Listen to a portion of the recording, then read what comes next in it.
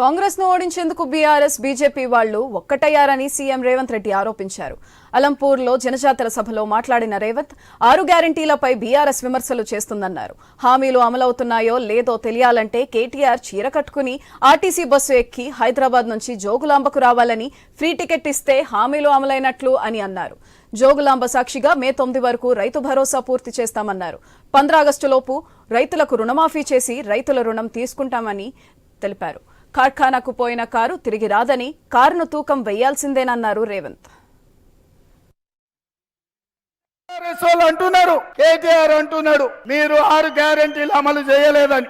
అందుకే ఈ వేదిక మీద నుంచి కేటీఆర్ కో సూచన చేస్తున్నా.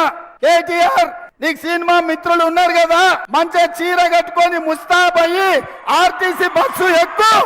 మా ఉచిత పథకాలు అమలు అవుతున్నాయో లేదో, అన్నం ఉడికిందా లేదా అని ఒక్క మెతుకు బట్టి చూస్తాం. ఆయన అంటున్నాడు కారు ఖరాబ్ అయింది, కార్ఖానకు పోయిందని. నేను అంటున్నా కారు ఖరాబ్ అవ్వడు కాదు, అన్నం చెడ్డది, కార్ఖానా నుంచి ఇంకా రాదు, తూకానికి అమ్మాల్సిందే. జుమ్మరాత్ బజార్ లో మీ కారు తెగ నమ్మాల్సిందే. అదే విధంగా హరీష్ రావు అంటున్నాడు రైతు రుణమాఫీ చేయలేదని.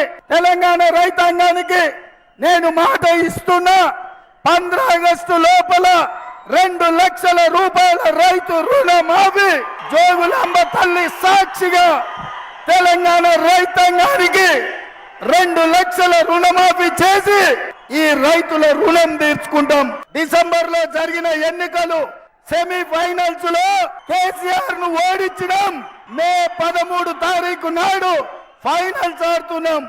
తెలంగాణ వర్సెస్ గుజరాత్. గుజరాత్ తరఫున నరేంద్ర మోడీ, తెలంగాణ తరఫున రాహుల్ గాంధీ. ఫైనల్స్ లో గుజరాత్. రాజ్యాంగాన్ని రద్దు చేయడానికి బీజేపీ కుట్ర చేస్తుందని కాంగ్రెస్ అగ్రనేత రాహుల్ గాంధీ అన్నారు. ఓబీసీలు, దళితులు, ఆదివాసీలు హక్కులను రాజ్యాంగం కాపాడుతుందన్నారు. రాజ్యాంగాన్ని ఎవరూ మార్చలేరని ఆయన చెప్పుకొచ్చారు.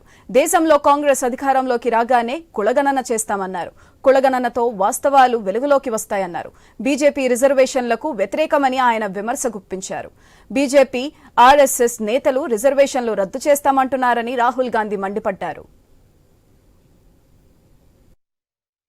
रिजर्वेशन को खत्म करना चाहती है, वो हमेशा से रिजर्वेशन के खिलाफ है।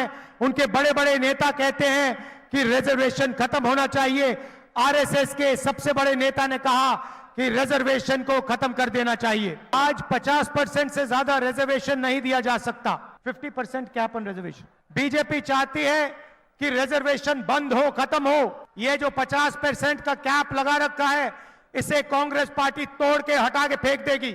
अगर आपके पिछड़ों की आबादी 50% है, दलित 15% है, आदिवासी 8% है, तो 50% के कैप का कोई मतलब नहीं है। और बीजेपी के लोग, नरेंद्र मोदी जी इस किताब को फाड़कर फेंकना चाहते हैं।